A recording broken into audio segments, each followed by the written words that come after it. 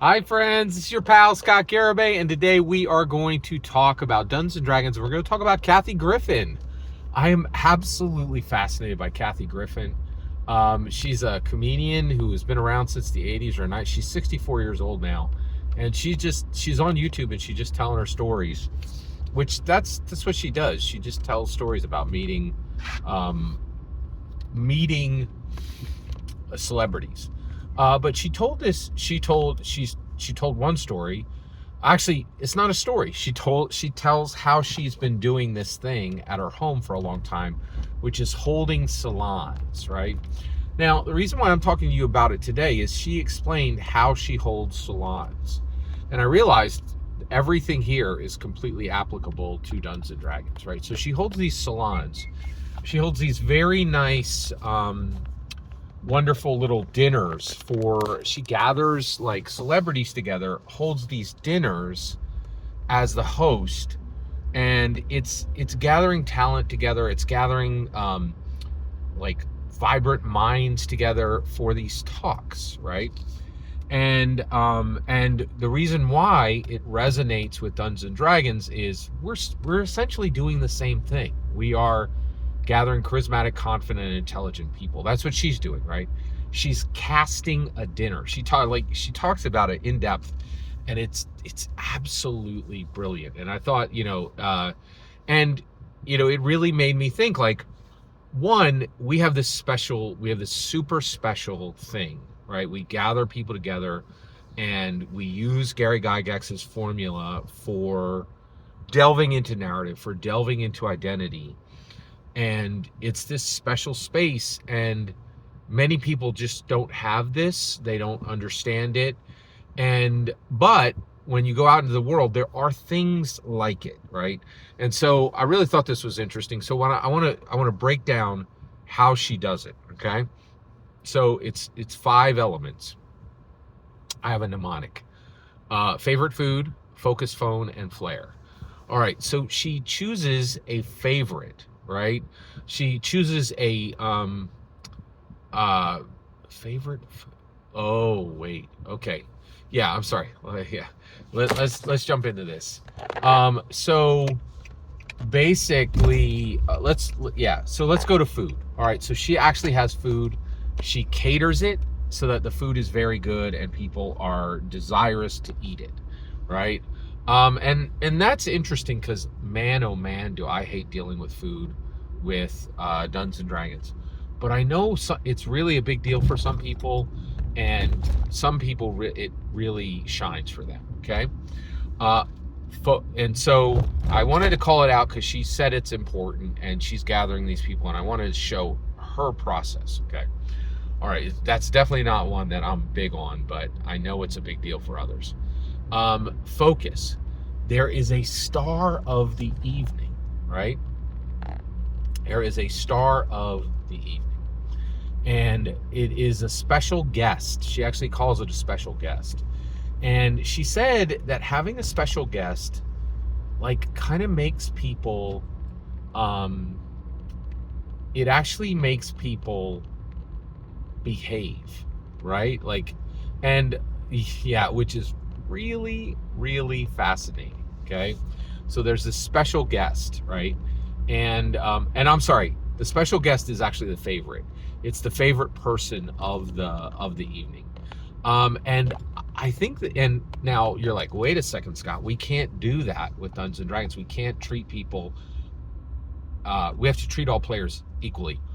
Utter garbage. I think we are so ready to go to main star, you're an extra, right? Like, we have all these traditions that are bound in nothing. They're absolute vapor. The value that the idea that your players have equal value at the table is absolutely ludicrous, right? When you cast a movie, like, I'm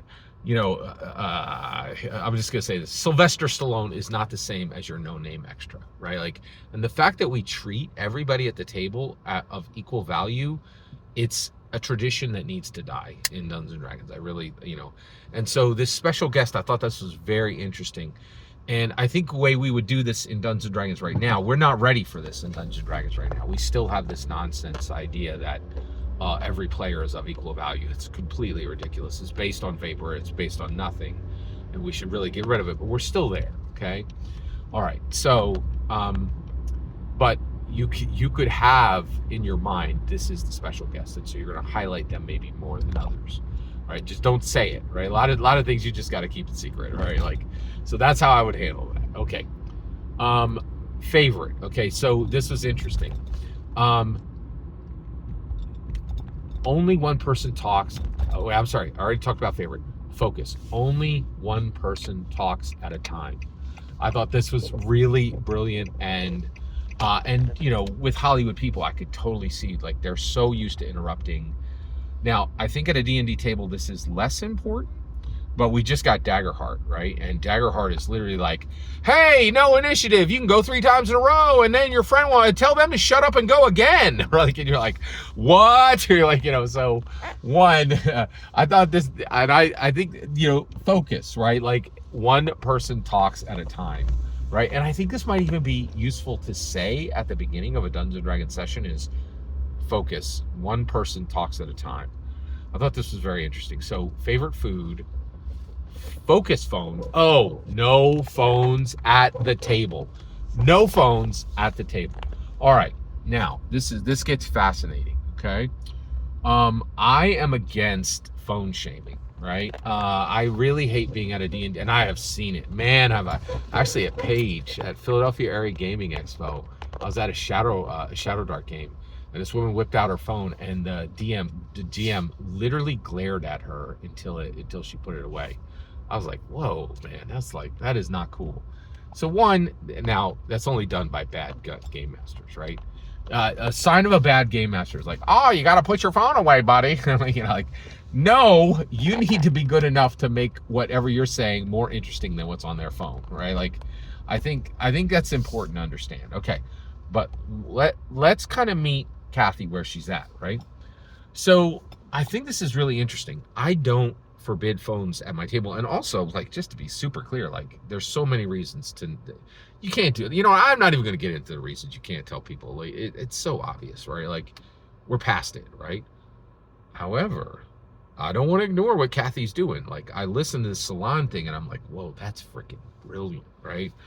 And so I want to try this. And so how do we do it, right? You don't shame people. You don't glare at people until they drop your phone. That's just a bad game master. So what can you do? One, I think this is very interesting, right? One of the things I've been starting to do is I go to movies, right? And when I'm at the movies, I just shut my phone off, right? I just shut it off, right? Because one, now, you know what? I have reasons, and I'm not, like, one of the reasons is I keep the battery, right? Like, I don't have to run the battery for 2 hours of non-use, right? But there are other reasons. But one of the things I was thinking with the Dungeons and Dragons game is don't forbid anyone from using their phone at the table. You need to manage that by making your content compelling, right? Excuse me. But get this.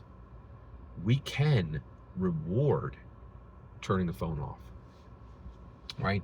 And we could say, hey, you guys are welcome to use your phone at the table. But I'm going to give you an opportunity to focus, and I'm going to give you an opportunity to escape your phone. And that's been fascinating. I have been fascinated by the escape of film, right? And I have to say, I really feel like a little naughty, like just turning off my phone. Like, it's refreshing. I love my phone. It does a million things, you know. I'm literally using it right now. It's powerful. It's basic equipment for life. But it's also ubiquitous, and it's also a master, right? And it's nice to get away from it, right? And so I think we can say, hey, for every hour that you keep your phone off, if you spend an hour at this table with your phone off, let me know and you'll be rewarded in-game. Give a magic item, give extra experience points, give whatever you want, right? And like and give what your people respond to, right? But I love this idea of hey, I'm not going to forbid you from doing this, but I am going to give you the opportunity to escape your phone, and I'm going to reward you if your focus is on the game. I think it's a much better way to do it, right? And you're like, oh well, won't people read that as a punishment? I don't care. Like right? Yeah, they might. Like that's okay, right? Like that is totally fine, right? And not hey, the world ain't fair. We don't live in a fair world. We live in a broken world. You better figure that out. All right. Okay. So I think that's a great idea. So okay, favorite food, focus phone, flair, right? This was really fascinating. At Kathy Griffin's salon, everybody has to dress up. It's like, that's very interesting, right? And I think we should really start to think about how we dress at the Dungeons and Dragons table. I really find it fascinating from the perspective of, okay, I'm following you here. We don't need to do a suit and tie, but you know what? Do we need to wear, jeans and a t-shirt? Like, you are gathering together. And if you are the person who's like, I'm going to up my apparel game when I come to D&D, I think it might raise the bar of expectations on everything that's happening at the D&D table. I absolutely love this idea. I think Kathy Griffin's Salon formula has a lot of cool things to try on Dungeons and Dragons. Thank you for letting me share this with you. Every single word you just heard in this video is my humble opinion. Not a thing more, not a thing less. The important part is when I get to hear your humble opinion, when you get in the comments and send your traffic. Please consider like, subscribing, and have a fetch millennium.